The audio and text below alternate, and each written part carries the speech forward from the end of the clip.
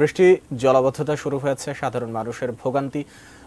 আমরা সাধারণত দেখি যে বৃষ্টি হলেই মানে রাজধানীতে পানি জমে যায় এবং রাস্তাঘাটে অচল হয়ে যায়, সাধারণ মানুষের চলাচলে ভোগান্তি সৃষ্টি হয়, যানবাহন জ্যামজট সবকিছু মিলিয়ে রাজধানীতে একটি মানে অচল অবস্থা সৃষ্টি হয়। তো কিছুক্ষণ আগেই কিন্তু বৃষ্টি শুরু হয়েছে এবং মুষলধারে বৃষ্টি হয়েছে এক প্রকার বলতে গেলে।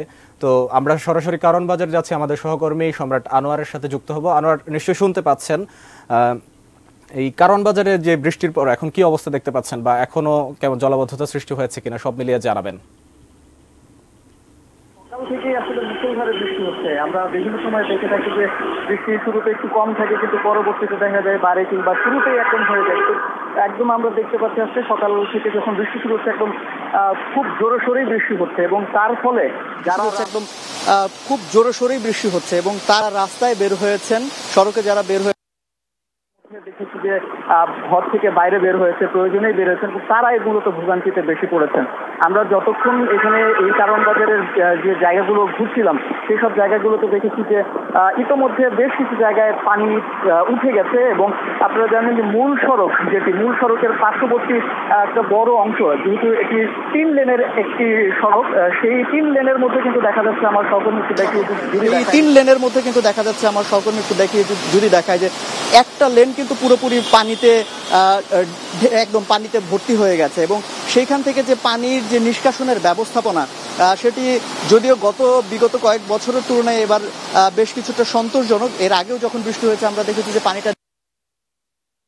সেভাবে নামছে না। দেখতেই পাচ্ছেন যারা আসছে, যাতায়াত করছেন, যারা বাসের জন্য ওয়েট করছেন, দেরি করছেন, তারা কিন্তু সড়কের পাশে যে ফুটপাত সেটির পার্শ্ববর্তী যে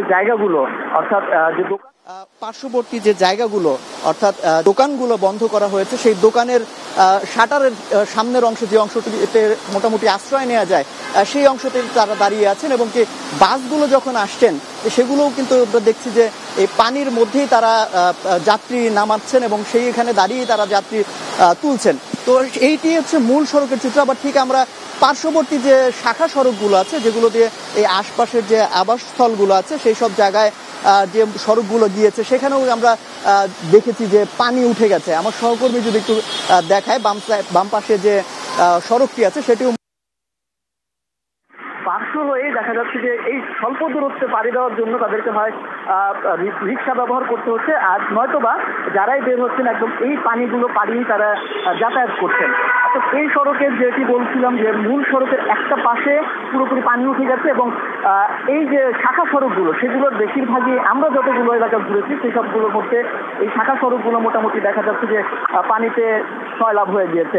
এবং আরেকটি বিষয় জানিয়ে রাখি যে সকাল থেকে যখন বৃষ্টি হয়েছে অনেকেই আছেন যারা বৃষ্টির জন্য একদম সেইভাবে পরিকল্পনা করে বের হননি, কিংবা ছাতা